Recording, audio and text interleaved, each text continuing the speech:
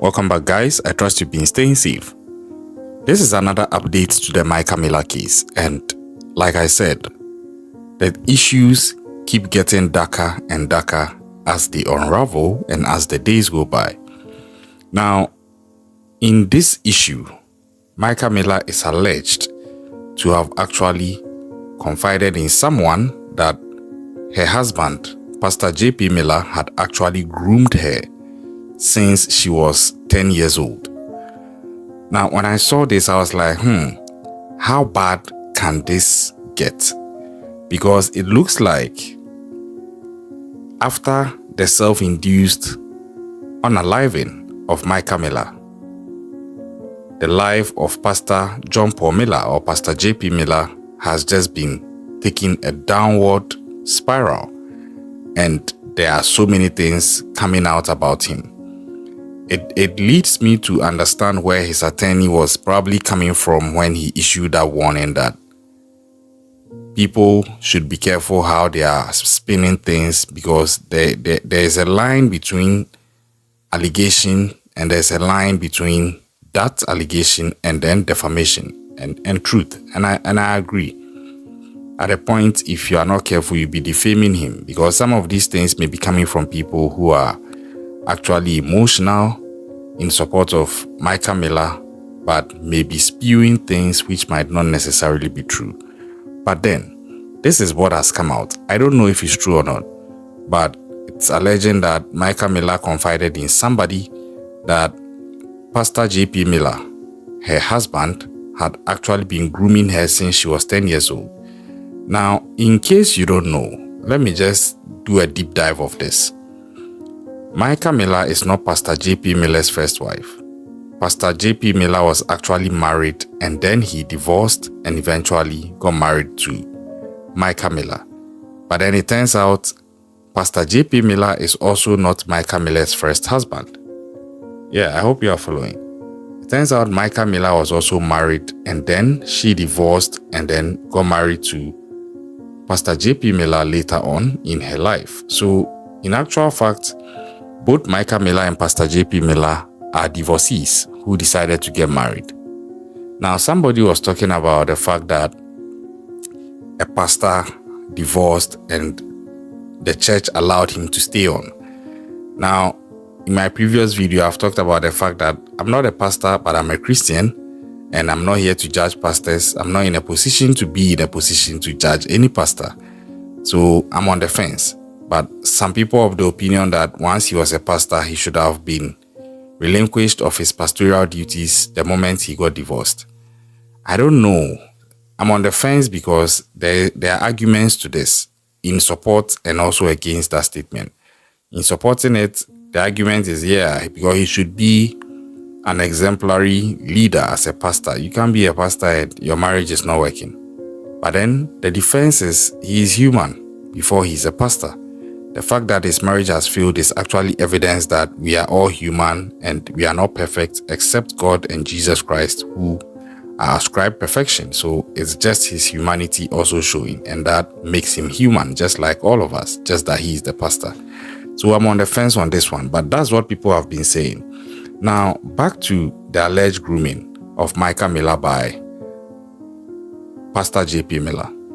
Now, that is the allegation out there, to the point that it even goes further to allege that at the time in 2012, when Mica Miller was actually married, Pastor J.P. Miller was having an affair with her, and he later came out and confessed, and he said he has stopped. And it also turns out that Pastor J.P. Miller is actually the one who officiated Mica Miller's marriage or wedding to her first husband.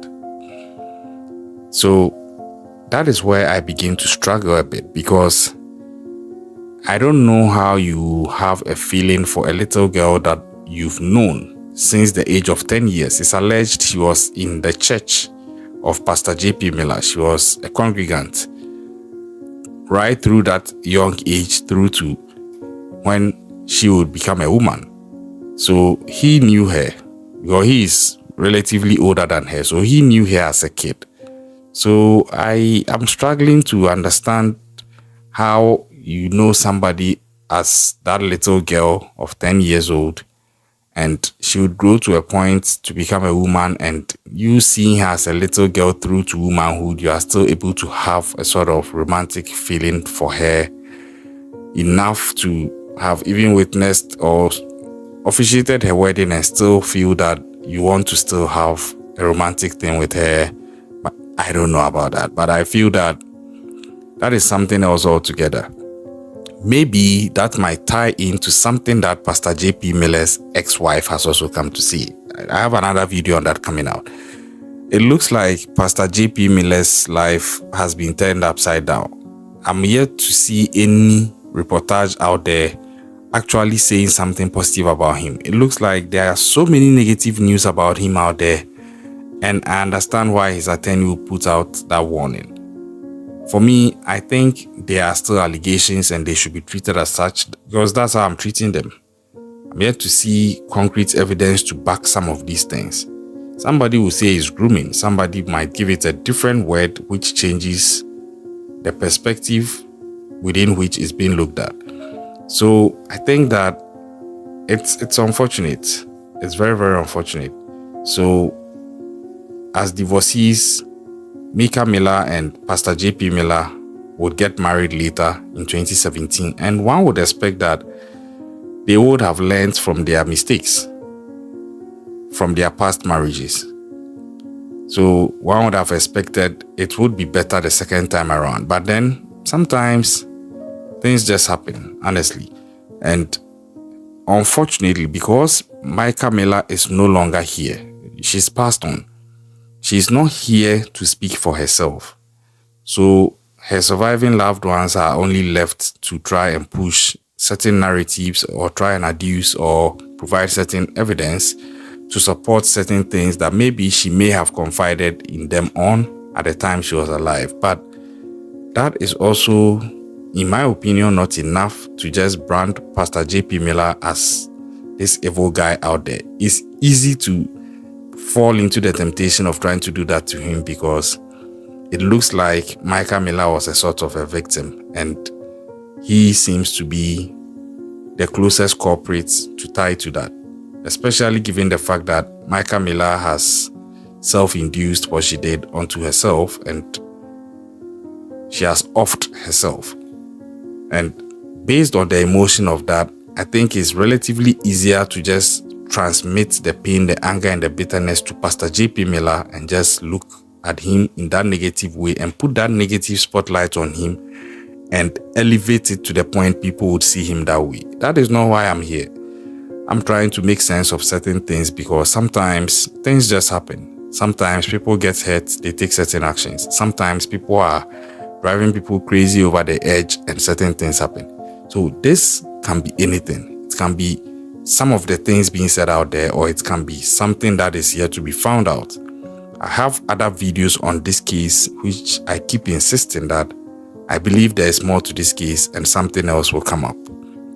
Now, interestingly, during the memorial service held for Mica Miller on the 5th of May, Pastor J.P. Miller is talking about he visited her at the morgue and tried 4 times to wake her up or bring her back from the dead. Well, I reserve my comment on that. My comment on this is in my other video on this, so you can go and watch that one. Did a whole analysis on it. And he even went on to talk about the fact that he visited the mall after her passing and he saw a woman who resembled her so much he couldn't help it, and he shouted, "Mica," only to find out that it was one of her sisters. Obviously, it's not her, because you visited her at the morgue. So, come on. But that is what is happening with this case. It looks like there are so many angles to it. The FBI has joined the fray. There are financial. I have broken it down into 3 parts. The marital aspect, the spiritual aspect, that's the church, and then the financial aspect. Apparently, some money got stolen and Mica Miller was at the center of it per local police reports and all. They dropped the keys and all. I feel that there are deeper things that will come out. I may be wrong, but hey, my instincts are tingling. Subscribe to this channel. I'm bringing you all the information on this. In case you don't know, Pastor J.P. Miller's wife has joined the fray, and she has a whole lot of things to say about him. Very nasty things. And I'm going to bring them to you, of course, in a censored version. And stay tuned, subscribe if you like to do so. Turn on post notifications. I'll catch you on the next one. Stay safe out there.